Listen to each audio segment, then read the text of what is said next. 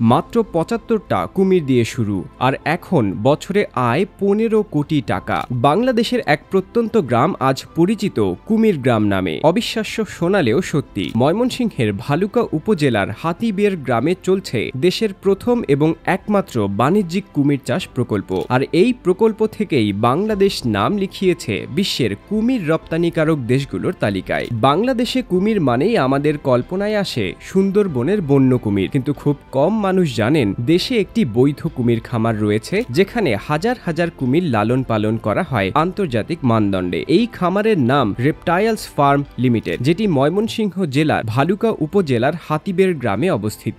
মাত্র ৩ বছরে পূর্ণবয়স্ক, তারপর কোটি টাকার ব্যবসা। ২০০৪ সালে এই প্রকল্পের যাত্রা শুরু হয়। মালয়েশিয়া থেকে প্রজননক্ষম ৭৫টি কুমির আমদানি করা হয়েছিল। এদের বয়স তখন ছিল গড়ে ১০ থেকে ১৪ বছর, দৈর্ঘ্যে ৭ থেকে ১২ ফুট। এর মধ্যে ১৫টি ছিল পুরুষ কুমির। এই কুমিরগুলোই পরবর্তীতে বাংলাদেশের প্রথম বাণিজ্যিক কুমির ফার্মের ভিত্তি গড়ে তোলে। খামারটি গড়ে তোলা হয় প্রায় ১৪ একর জমির ওপর। পুরো এলাকা জুড়ে তৈরি করা হয়েছে বৈজ্ঞানিক পদ্ধতিতে ১৪টি বড় পুকুর। প্রতিটি পুকুর ঘিরে রয়েছে নিরাপত্তা ব্যবস্থা, কারণ কুমির অত্যন্ত শক্তিশালী এবং বিপজ্জনক প্রাণী। খামারে স্থায়ী ও অস্থায়ী মিলিয়ে প্রায় ৬০ জন কর্মী কাজ করেন, ফলে স্থানীয় মানুষদের জন্য এটি একটি কর্মসংস্থানের সুযোগ তৈরি করেছে। কুমিরের প্রজনন মৌসুম সাধারণত এপ্রিল থেকে মে মাস, অর্থাৎ বর্ষাকালের শুরুর দিকে। প্রজননের পর স্ত্রী কুমির একসঙ্গে গড়ে ৫০ থেকে ৬০টি ডিম পাড়ে। এই ডিমগুলো খামারের কর্মীরা সংগ্রহ করে নিয়ে যায় বিশেষ ইনকিউবেটরে। এখানে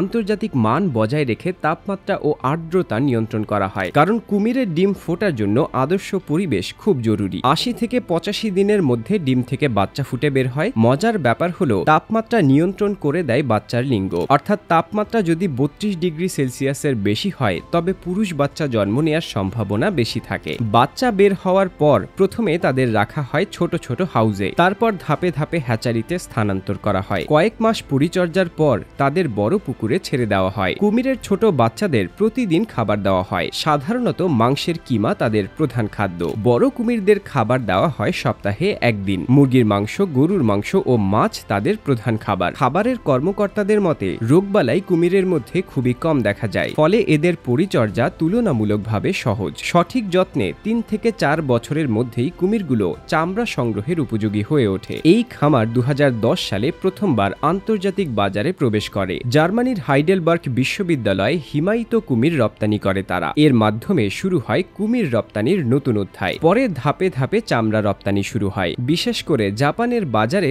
বাংলাদেশের কুমিরের চামড়ার ব্যাপক চাহিদা রয়েছে, কারণ কুমিরের চামড়া থেকে তৈরি হয় বিলাসবহুল ব্যাগ, জুতো, বেল্ট ও মানি ব্যাগ। গত ৪ বছরে কেবল চামড়া রপ্তানি করেই আয় হয়েছে প্রায় ৬০ কোটি টাকা। বর্তমানে বছরে গড়ে ১৫ কোটি টাকার বেশি আয় করছে এই খামার। তবে সবকিছুই যে সহজ তা নয়। খামারের জন্য বড় চ্যালেঞ্জ হলো আন্তর্জাতিক বাজারের ওঠানামা, রপ্তানি প্রক্রিয়ার জটিলতা, খাদ্য সরবরাহে সমস্যা, কোভিড-১৯ মহামারীর সময় রপ্তানি বন্ধ হয়ে যাওয়া। এছাড়াও পরিবেশ ও প্রাণী সংরক্ষণ আইন মেনে কাজ করতে হয়, ফলে প্রতিটি ধাপে থাকে কঠোর নিয়ম কানুন।